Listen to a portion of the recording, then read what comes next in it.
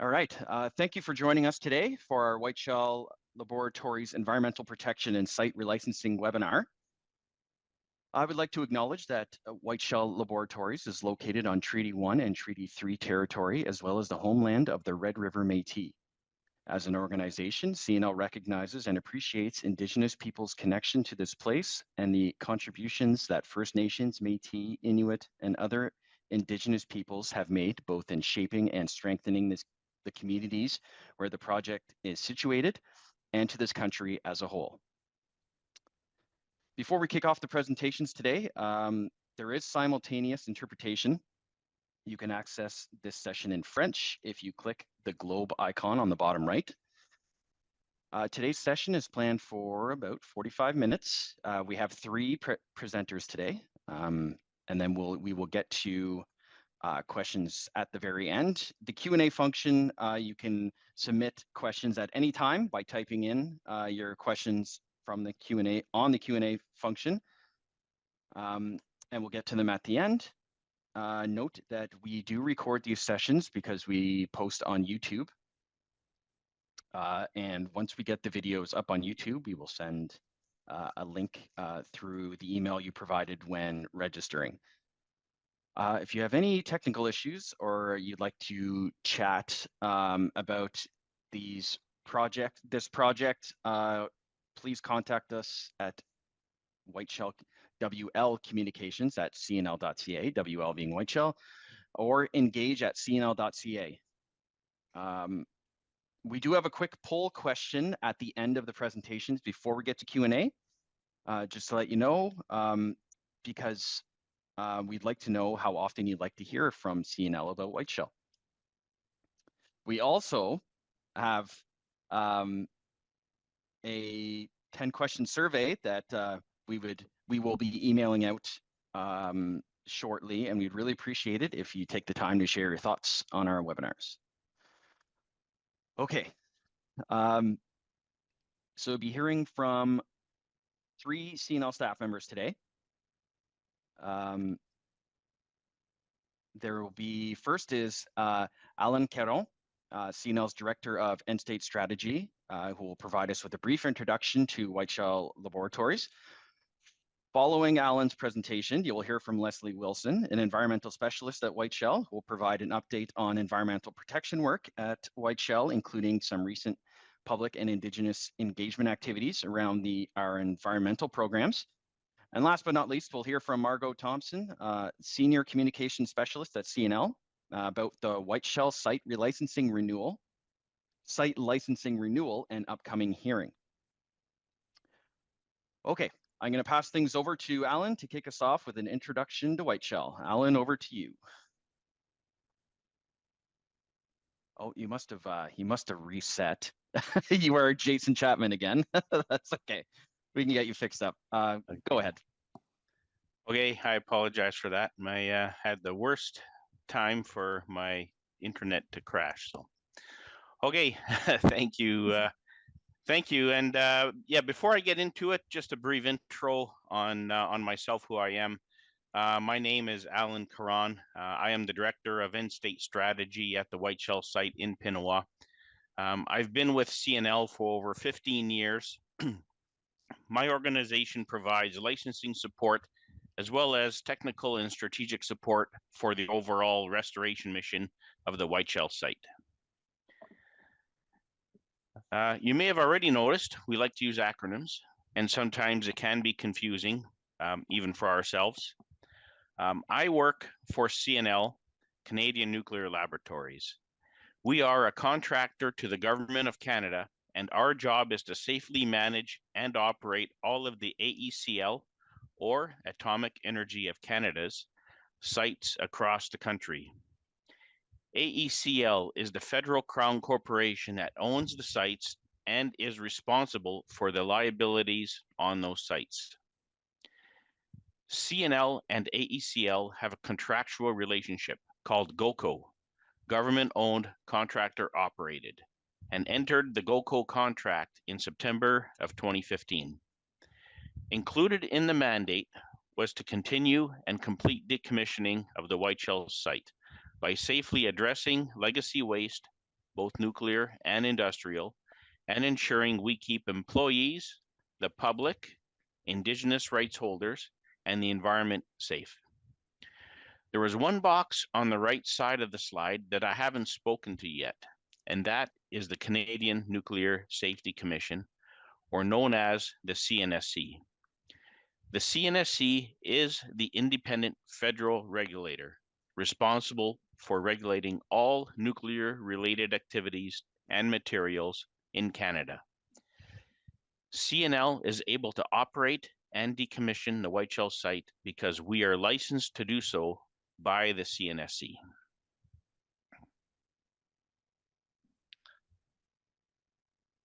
Okay, on to the next slide. Okay, thank you. Construction of the Whiteshell site began in 1961. The purpose was to build a national laboratory dedicated to research and development of nuclear sciences for the benefit of the Canadian people. The Whiteshell site was centered around the Whiteshell Reactor Number 1, or better known as WR1. A 60 megawatt organically cooled reactor, WR1 was not designed to produce power, and its sole purpose was for research. Whiteshell and WR1 supported development of the CANDU power reactor design. Since the 1970s, the CANDU reactor fleet has been safely operating and producing clean electricity around the world. The photo on the screen here is the excavation made to construct the foundation for WR1. For scale, you can see a full-size crane that is dwarfed by the surrounding excavation. It is 5 stories deep and goes all the way down to the bedrock. Other notable research and development programs at Whiteshell included small reactor designs, the Canadian concrete cask used fuel storage concept and design, the Canadian spent fuel disposal concept as well. Reactor safety and nuclear waste management programs at Whiteshell have provided extensive benefit to the nuclear industry in Canada and worldwide. At the same time as the Whiteshell site was being built, the nearby town of Pinawa, Manitoba was built by Atomic Energy of Canada to house the workforce at the site. This slide shows what the site looked like back in 2015, around the time the GoCo contract was put in place.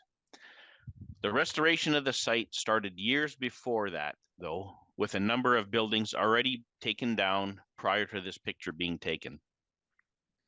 The entire site covers 4,375 hectares, around 11,000 acres. Here you see the main campus, looking north, with the Winnipeg River to the west on the left side. The slide shows the main campus of the site and is only a small portion of the total 11,000 acres.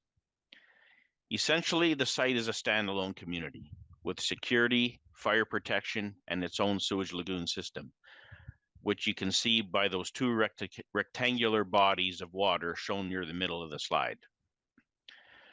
Not seen in this photograph is the waste management area, where all radioactive waste produced on site has been safely stored, awaiting final disposal.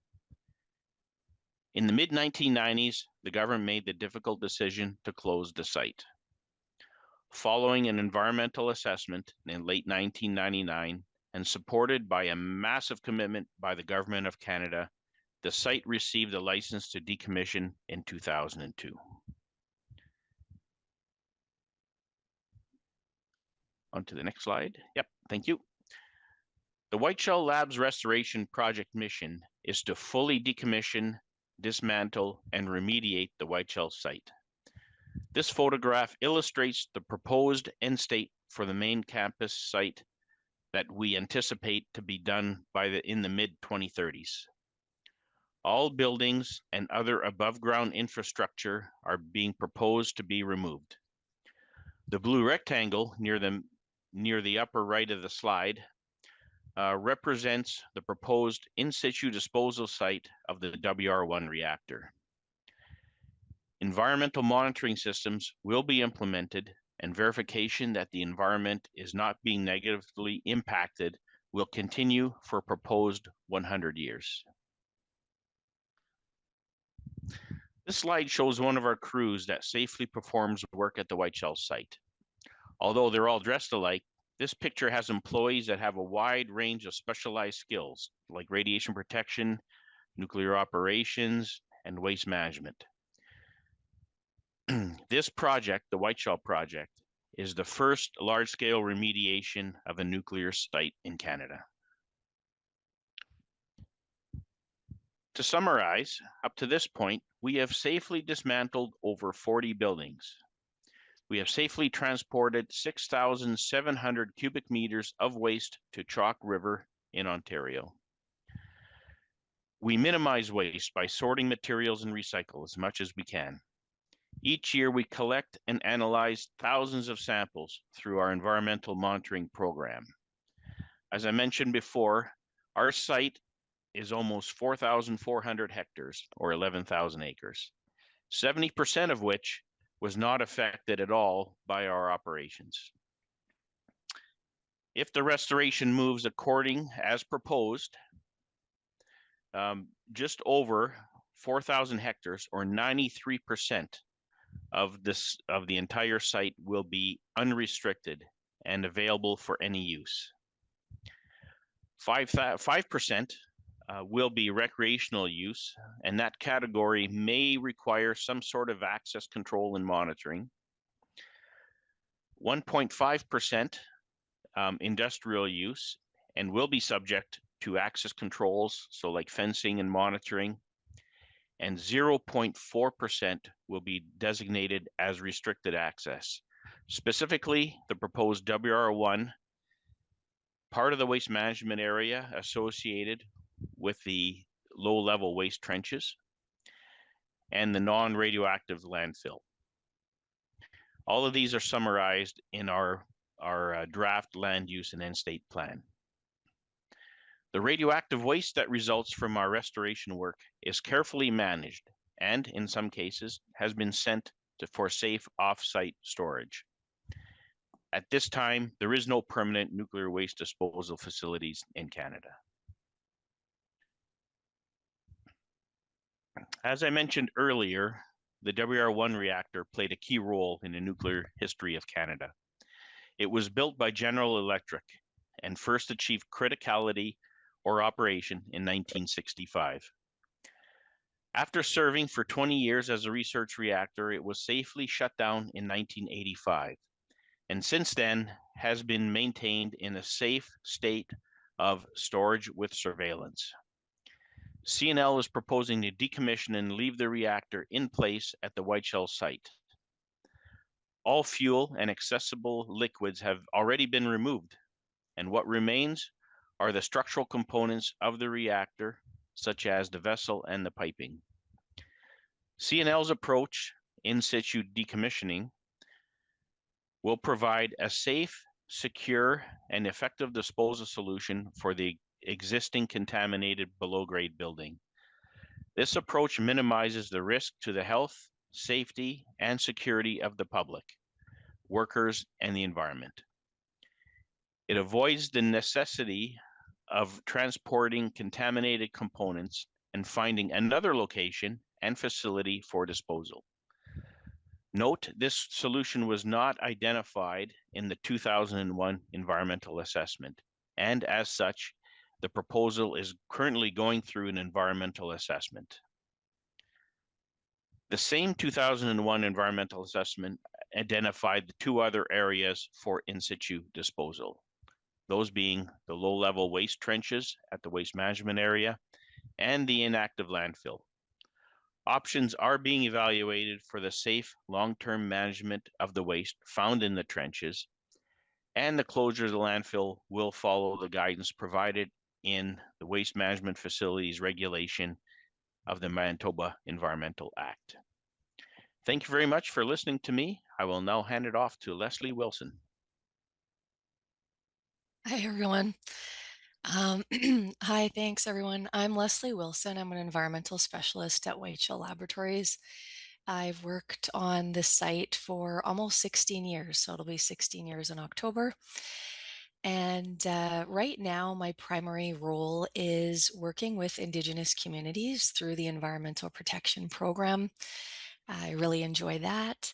And the other half of my work is spent working on sustainability in the areas of environment, social, and governance for Canadian Nuclear Laboratories. So yeah, as I mentioned, I'm an environmental specialist. I'm one of 7 working to protect the air, water, ground, and wildlife in the surrounding area of the Whiteshell Lab site. And our job is really about preventing contamination, but so much more.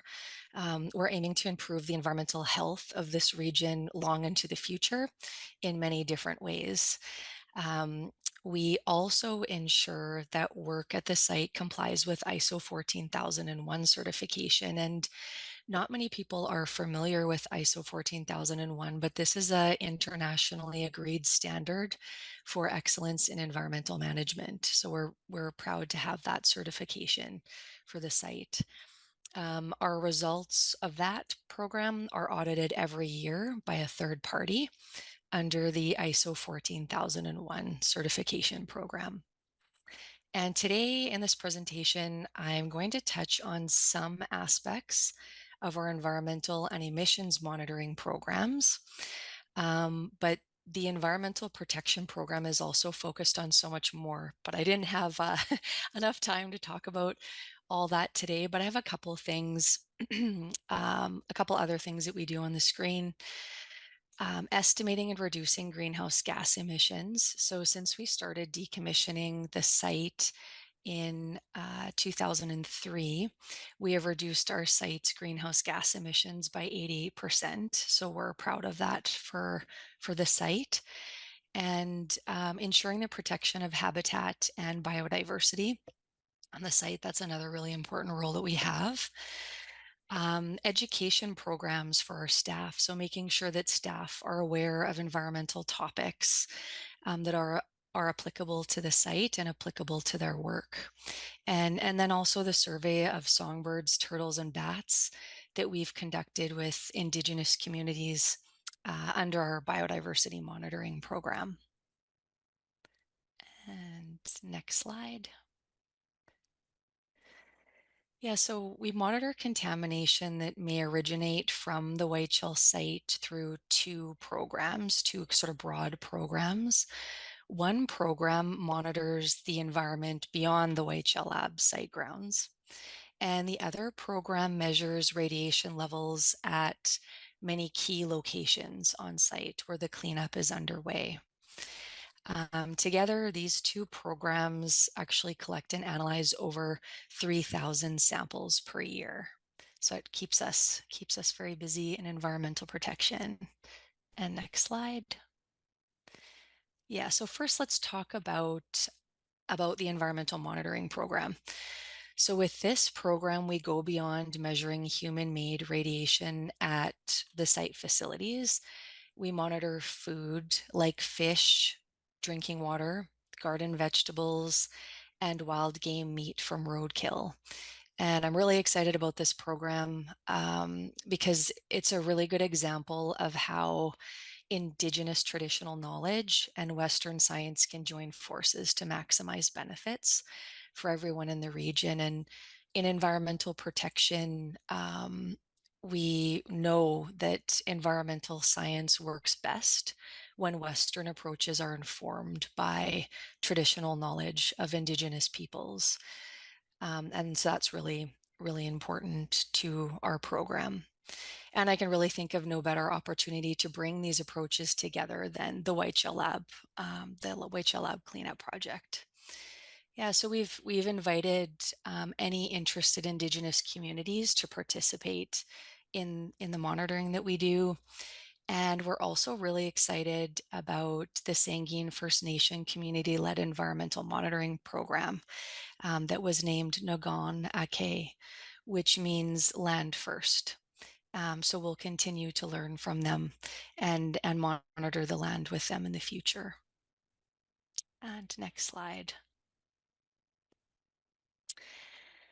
Yeah, so at locations up to 25 kilometers from the lab site, the Environmental Protection Program collects samples of, and I've mentioned some of these, drinking water, fish at fish in the Winnipeg River, wild game collected in road collisions, and wild foods like blueberries and mushrooms.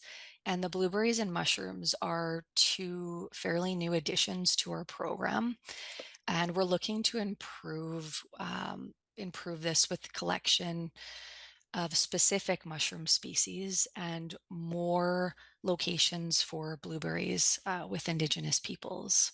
We also collect garden crops that are irrigated with Winnipeg River water and purchased at the Lactabani Farmers Market, as well as wild rice. And next slide. Yeah, so I had mentioned that one of the more exciting aspects of our program is monitoring that we do with Indigenous peoples. We've conducted sample locations with some members of Black River and Hollow Water and Sangeen First Nation and the Red River Métis. And so I just wanted to share some photos of the collection of mushrooms and berries and groundwater that we've done. And you'll also see a picture there of bat monitoring. So for several years, Indigenous communities have been participating in bat monitoring of our WR1 facility, or the old reactor building.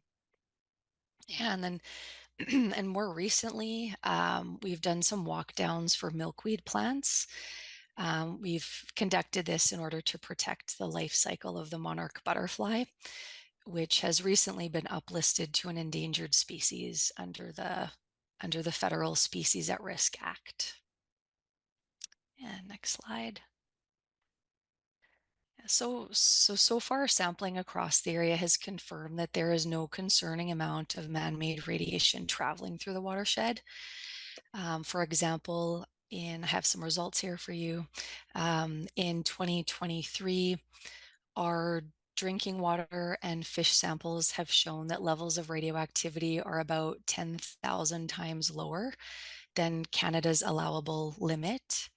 And there is also no difference in game meat collected within a 25-kilometer radius of the lab versus further away. And that goes the same with garden vegetables that we've collected. And next slide. Yeah, so our other monitoring program is really aimed at detecting any signs of contamination migrating within the Whiteshell cleanup site. So we collect samples from buildings like the old reactor building, the laboratories that we have within the facilities, and facilities where we clean equipment. We also monitor in drainage ditches and the discharge of the sewage lagoon that Al mentioned earlier, as well as water flowing underground. Next slide. Yeah, and so one of the main areas of focus is the waste management area for us. And this is a short drive from the site's main campus. This area is unique because its primary function is to store radiological waste in a safe manner. In the waste management area, we're really very interested in water flowing through a series of drainage ditches that surround the facility and control the flow of rainwater and melting snow. And we take samples when the ditches are flowing. So we pay particularly close attention at two locations where water crosses the site boundaries and flows west to the Winnipeg River or north to a neighboring farm. And it's important that we understand the quality of the water leaving our site, because residents could use this for irrigation or for drinking water. So the green dots that you see on the slide show our environmental groundwater monitoring wells and where they're located. And we basically analyze samples from these wells for all types of radiation, including both naturally occurring and man-made radiation. And the stars are the drainage ditch locations that I talked about. So I'm very happy to report that all of our results of all the ditches are well below levels of that could affect wildlife and plants in Canada. And our samples from drainage ditches near to the river and the off-site farm meet the drinking water quality guidelines, which is basically the best case scenario for water quality in the ditches. And all man-made radiation in our environmental groundwater wells is also very low. So below 1% of the drinking water quality standards set by Health Canada. And next slide. Yeah, so this map is very general. It gives you an idea of where we are sampling throughout the entire 11,000 acres. And we sample at roughly 200 locations. So while I couldn't fit all the dots on the map, it kind of gives you a rough idea. Lots of monitoring at the waste management area, the landfill, the lagoon, lots on the site campus, and then throughout the Winnipeg River. And next slide. Yeah, so we realized that the results of the monitoring program are of wide interest, and we've created a new reporting format for our annual results. So in the past, I think our group, we really had produced reports that were available to the public, but they were really more geared towards regulators that, like they live and breathe technical data and content as part of their daily life sort of thing. But this report is more geared towards a non-technical audience. So if you'd like a copy of that, please feel free to email us. And I wanted to make a really important note about this report. We're working with Sangeen and Black River and Hollow Water First Nations to form monitoring reports that are acceptable for their individual communities and their community needs. So that's something coming up in the future too. Yeah, thanks for your attention. Thanks for joining us today. And I'll pass it over now to Margot.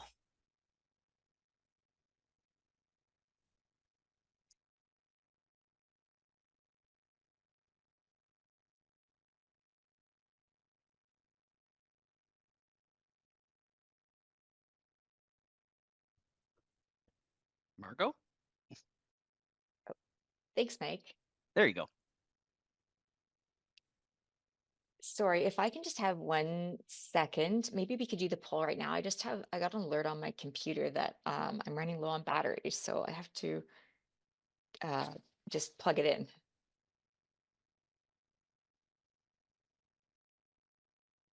Okay. While Margot plugs in her computer, we will do the poll before she starts. How frequently would you like to have an update on what is happening at CNL's Whiteshell Laboratories? Annually, twice a year, more frequently, or less frequently?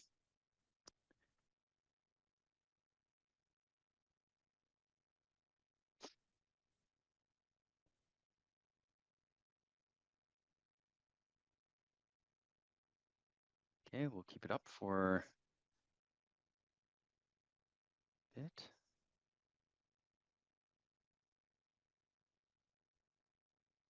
I'm really curious what the results will be.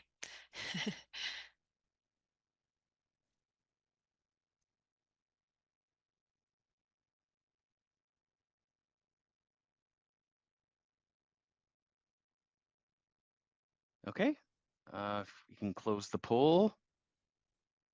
Thank you for participating in that poll. And Margot, over to you. Thanks, Mike, and apologies about that. So my name's Margot Thompson, and I'm a Senior Communications Officer with Canadian Nuclear Laboratories. And we wanted to close out today's presentation with a portion about an important upcoming regulatory process. And that is the site license renewal hearing for Whiteshell Laboratories. So a bit of what I'm going to talk about in the next few slides will call back to what Alan had to say at the beginning. But essentially, this is an open process and it's facilitated by the independent nuclear regulator. That's the Canadian Nuclear Safety Commission that Alan was discussing at the beginning of the presentation. And Indigenous and public participation is essential in that process.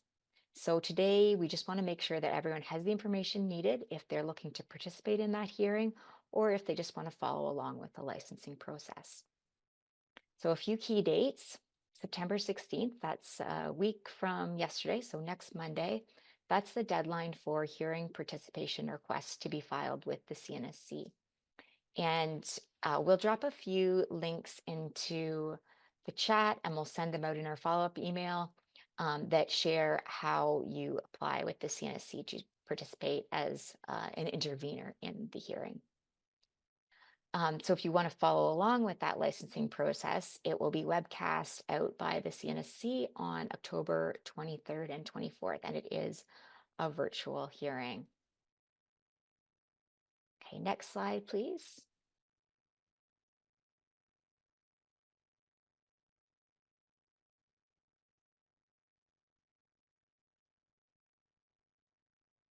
Okay, so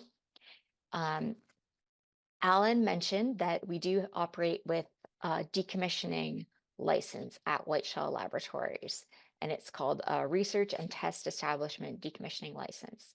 And like Alan mentioned at the beginning, it's the CNSC that oversees nuclear facilities and authorizes that site license for Whiteshell Labs.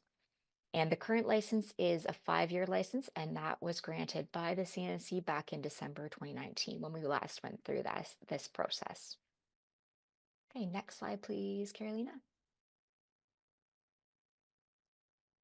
Okay, and like I said before, Indigenous and public participation is essential to this hearing process. And it's adjudicated, the hearing is adjudicated by the CNSC Commission, and that the Commission is the independent administrative tribunal and court of record arm of the CNSC. So during the hearing, CNL will present our assessment of our performance over the past licensing period through our commission member document.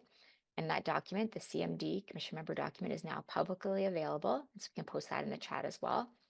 And again, we just want to make sure we're giving all the information needed for participation, and we encourage that participation. And it can be done either in writing only or as a virtual presentation. And it can be done as an individual or as a group. And again, that deadline for filing or applying to register with the CNSC to participate is September 16th. Okay, so I am going to turn it over to Mike for Q&A and hope to see some good questions in the chat.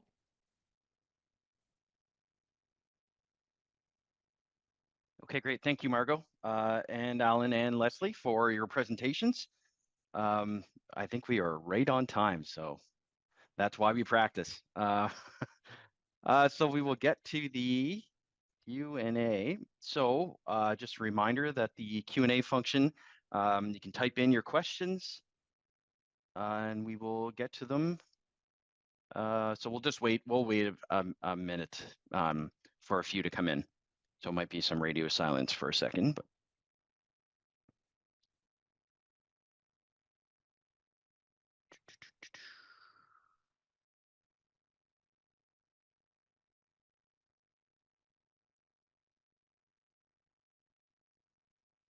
all right. How often do you release reports on your environmental program? I can take that question. Okay. Yeah, every year we actually do 2 major reports, and those are those really, really long reports that are more geared towards our regulators, but they have annual data in there. So we release those, and we have those available to the public every year. And the new brochure that we put together, that's sort of like the higher level brochure, that would contain all the annual data, like a summary of the annual year or summary of the year, pardon me. And that would be available to the public too. yearly. So a lot of our reporting is very annual. Yeah. Okay, great. Thank you. Yeah, no problem.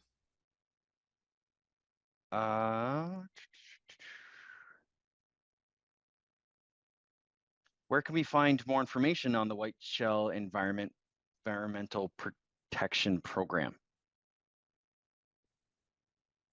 Yeah, we have a company website, so www.cnl.ca. Communications can correct me if I've got the address wrong. Yeah, and there's quite a bit of information on our environmental protection program in the links in there. So yeah, we often have posts there on environmental protection issues. Okay, thank you.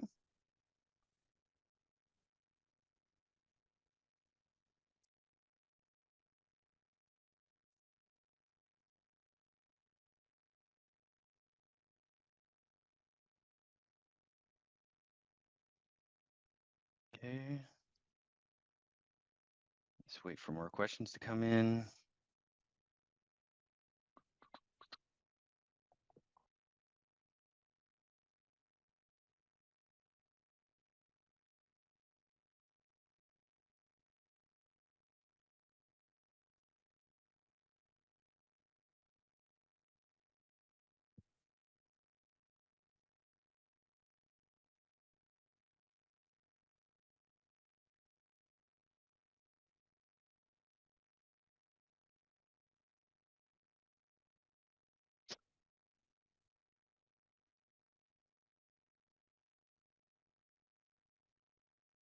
The suspense.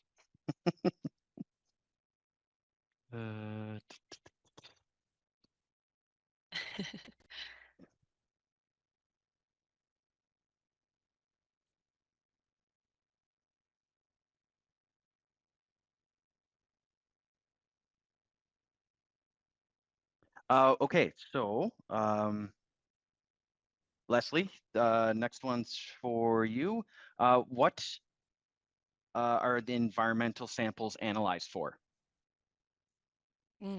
Yeah, That's a we tough have. question, but yeah, like you probably Yeah, have a lot, but sorry, take it away. yeah. So today I covered a lot of the radiological data, but we also sample for non-radiological data. So I'm just going to give some examples just because I focused on the radiological data today. I'll give some examples, and anything that I might have missed, Ryan can maybe jump in. But strontium, cesium, tritium is one of them, alpha, beta, gamma. Um, yeah, Ryan, how are you feeling? Do you want to throw throw anything else in there?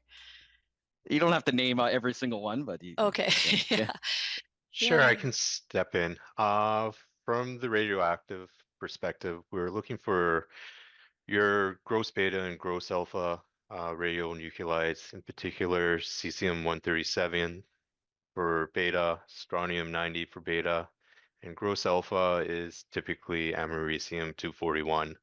From a non-radiological perspective, we're looking at such things as total suspended solids, total metals, oil and grease, phenolics, PCBs, asbestos. Yeah, the list goes on, but that's just a brief summary of some of the things that we look for. In general, when we set up a sampling location, we look for everything, and then we need to obtain justification for why we're not looking for various parameters. And once we sample a location for a few cycles and get that information, we pair back what we look for and just keep focusing on the parameters that we do notice and we do have a possibility of having an impact on. Okay, great. Thank you. Thank you both for answering that. Can you give an example of how the environmental monitoring feeds back into remedial action?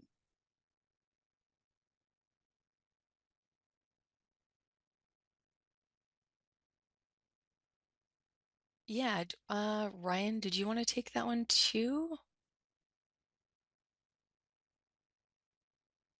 Oh, Ryan, we can't hear You're on you. mute. Sorry. Sure, I can answer that question. When we proceed with decommissioning the site and knock down the building, one of the first things that we do is determine the impact of the building footprint and see if there's any abnormal results in the soil and anything like that. Once we do that initial characterization of the footprint, we then proceed with remediating the footprint and removing the soil and ensure that the environmental baseline that we've determined for our site is met. And yeah, likewise, as we continue our decommissioning process, any of the contaminants that we've noticed or became aware of through the various other demolition projects, we're on the lookout for those, and they get incorporated into our wider program and see if they have escaped the building footprint envelope and have gone into the bigger like main campus envelope or even off-site envelope, and we go from there. Hopefully that answers your question. Thank you, Ryan. Next is what has been the response been to public in-person meetings over the past few years? Yeah, I can take that one, Mike. Alan Karan here.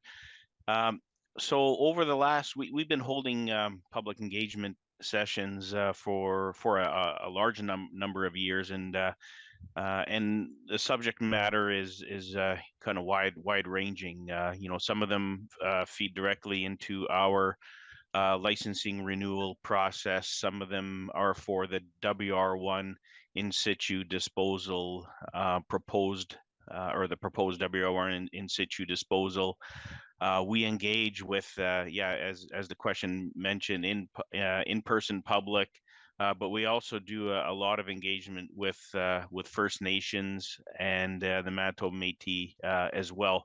And in all of those forums, we take the feedback that we hear, and depending on what the subject matter is, we provide more clarity on the technical aspects of it. Sometimes we incorporate that feedback directly into the project itself. We also change or not change, but evolve our way of communicating to the public as well. So sometimes if it's WR1, the land use end state plan, or whatever it is, you know, the public feels that there's a lot of different subject matters, you know, coming at once, and it's all so what your one project. So, you know, one key learning we did is do a more aligned, holistic communications process as opposed to having separate projects engage with the public. So it's very varied. You know, we certainly listen to the feedback, and we then the message we clarify the message. We take that feedback back into our particular projects. And I think the most recent one we had was a couple of weeks ago in Pinawa at the high school, and it was focused just as an update on the WR1 in situ disposal. So we keep on engaging, and it's essentially an evolution.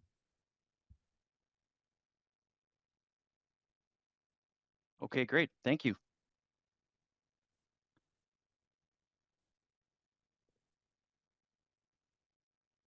Okay, I believe we will probably wrap up. If any other questions come in, we can get to them in writing when we send off the links to the video. Okay.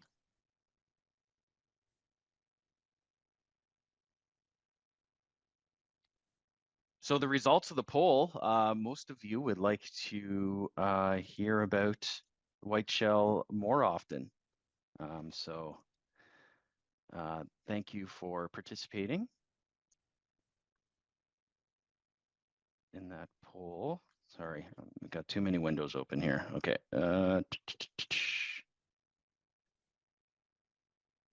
Okay, thank you for attending our webinar today. I'd like to encourage everyone to please take the time to complete a follow-up survey that we'll be sending out shortly. And then once we get the video recordings, we post them on YouTube, and then we will send out those links and then the answers, like I said, to any of the questions we didn't get to if they come in a little bit late. Finally, please remember, if you have any questions, you want to get in touch, contact us at wlcommunications@cnl.ca. Thank you to Alan, Leslie, Margot, and Ryan for doing their presentations and answering questions. Really appreciate it. And glad we were able to get this webinar done. We do them bi-monthly. And yeah, that's it. So thank you for attending, and we will see you next time. Thank you. Bye, everyone. Thank you.